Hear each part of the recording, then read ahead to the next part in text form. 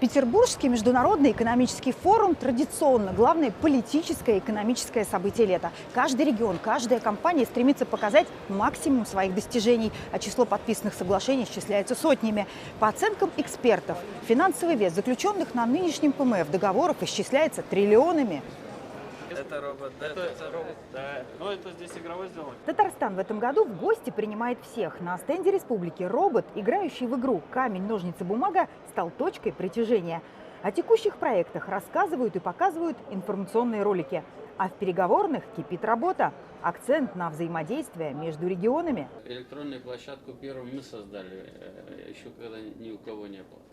Сейчас все площадки федеральные, 5 или 7? 8.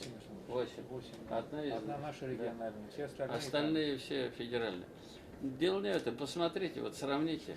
Татарстан и Ставрополь, а именно со встречи с губернатором этого субъекта Рустам Минниханов начал свой рабочий день на площадке форума, теперь объединяет соглашение о сотрудничестве, как и со Смоленской областью. У нас есть крупный завод в Смоленске, это Россовская тормозная система, которая активно сейчас поставляет свою компонентную базу к заводу КАМАЗ. Кроме того, мы договорились сейчас о взаимном сотрудничестве в области сельского хозяйства активно.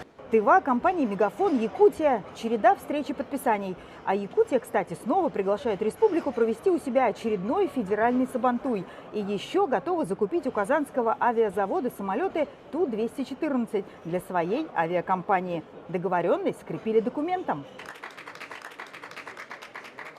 Олег Коробченко, профильный вице-премьер республики, уверен, польза от работы на форуме делегации Татарстана внушительная. Идет продвижение интересов наших промышленников. Станкостроение, малотоннажная нефтехимия, которую нужно продвигать. Есть проблемы, но мы вот встречаемся с Мантуровым, встречаемся с министрами, обсуждаем эти вопросы и пытаемся федералов вовлечь в наше производство. Производство станков сейчас в России не очень выгодно. Не очень выгодно, это процентов на 30.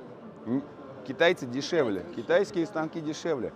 Здесь нужна поддержка, рука федерации. Когда речь идет о развитии, невозможно не говорить о деньгах и об их сохранении. Об этом речь уже на сессии, организованной Министерством финансов России. Она приурочена к столетию основания контрольно-ревизионной службы.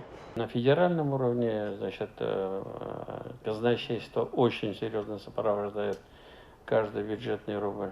У нас вообще деньги крашеные в республике. Вот Ирик Анварович подтвердит, что любой объект мы очень внимательно сопровождаем через наше казначейство. Карелия сегодня тоже гостит на стенде Татарстана. Регион намерен развивать туристический потенциал, ждут в гости татарстанцев. Завтра работа на форуме будет продолжена. Запланирован ряд международных встреч и подписаний. Дина Газалиева, Александр Ярошов, Дмитрий Шилов, ТНВ, Санкт-Петербург.